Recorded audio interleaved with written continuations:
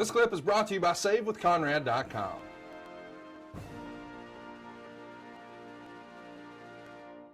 Well, knowing what you know now in the business, what would you change about that early WWF run that you had? Probably would play the game a little bit better. No pun intended. And maybe try and, it's hard to say, Kurt, maybe try to fit in a bit more, but it wasn't like I wasn't trying to fit in. But I remember my first night in the company, obviously I did this scathing promo on the entire WWE dressing room. Now Vince Russo knew all about it. I don't know if Vince knew about it. I don't know if Taker knew about it. I don't know if Hunter knew about it. They could be watching going, who the hell is this guy? Who does he think he is? Because the wrestling war was real between WCW and WWF. And I wasn't trying to come in, like, I just thought this is a heel. I'll come in and bury the company, and then, we'll work our programs out of that. Maybe I could have been a little bit more cognizant, like, these guys really think that you're serious and they're really starting not to like you. So maybe pull back a bit. My second promo ever, I called Undertaker boring. I said, you're boring. And the sad, terrible thing is he had just done, and we laugh about it to this day, he had just done this super long, fucking boring promo about taking Big Show to the desert to try and teach him how to be tough and feeding him scorpion meat and drinking water out of a puddle. And he was trying to make a point, but it just went on and on and on. And I was supposed to cut him off and call him boring.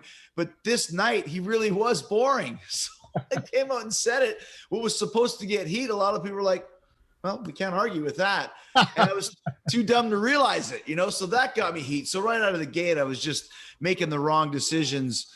And maybe I would back off a little bit on that and just, like I said, read the room a little bit better and realize that this war is real to these guys. It's not to me, because I was just so happy to be in WWF after all these years of trying to get there. So maybe I could have just been a little smarter in that respect. Hey, folks, it's time to take your podcast game to the next level. And you certainly want to get your almighty push. My God, we have to have a push, right? We'll get that over to adfreeshows.com. Now, I'm telling you, if you're a fan of Grilling JR, adfreeshows.com has the entire episode library, and it's got no ads. Zero ads, zilch, none. Ad-free and on video starting at just $9. Did you hear what I said? $9. You spend more than that at Starbucks, for God's sakes. 2 mornings. But that's not all, folks. We've got tons of bonus content, including my after-hours roundtable, where drinking was involved with Eric and Tony. You simply will not find a better value in all of wrestling. Hey, look, don't make me go red ass, because by God, you know I will. Hurry over to adfreeshows.com right now and sign up. And I thank you.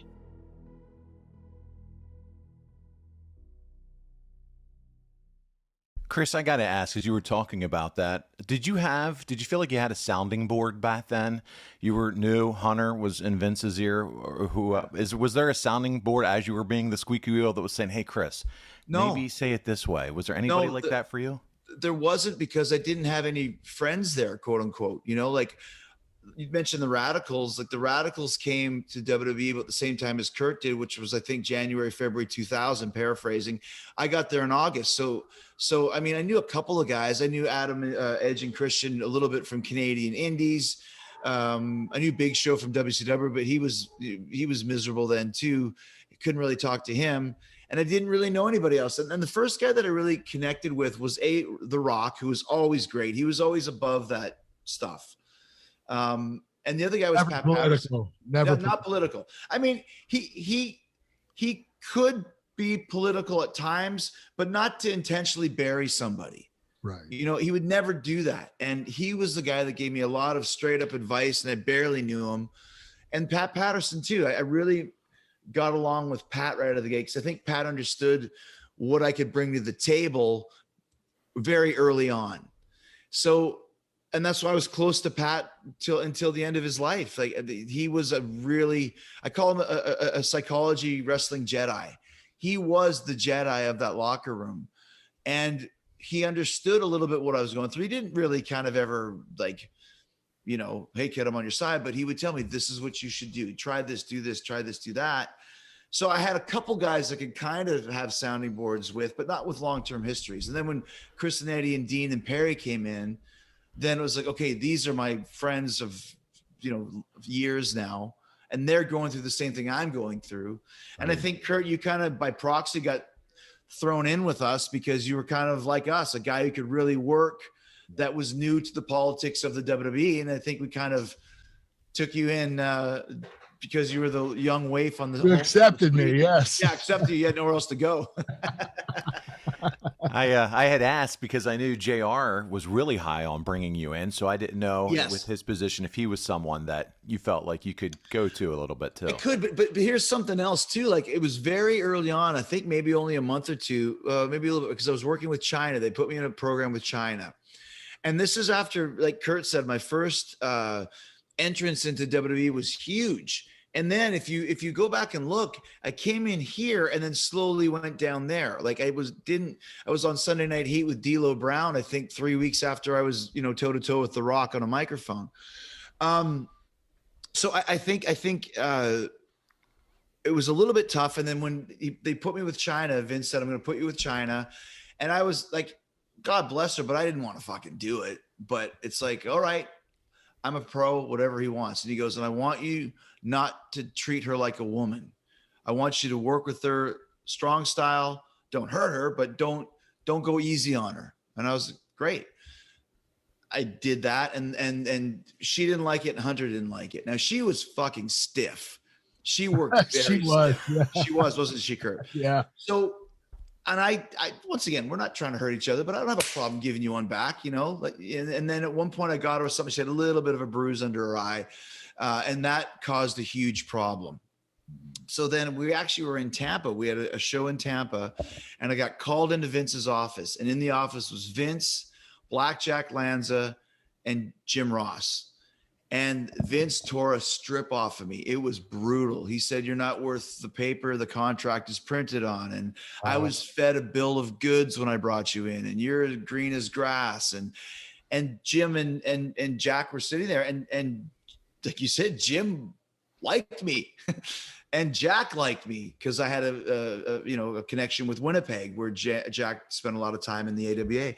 They wouldn't say a word, and it was all Vince just hammering me and basically said, how's this for pressure? If you don't have a good match tonight, you're fired, and I'm going to put you with X-Pac. And if you don't have a good match with him, you're out. And I was like, oh my God, it just kills your confidence. And if you don't have confidence in wrestling, you're done. So I went and had the match with Shawn, who obviously Shawn is one of the best, even though he was in with the Hunter crew and a little bit off his rocker at the time.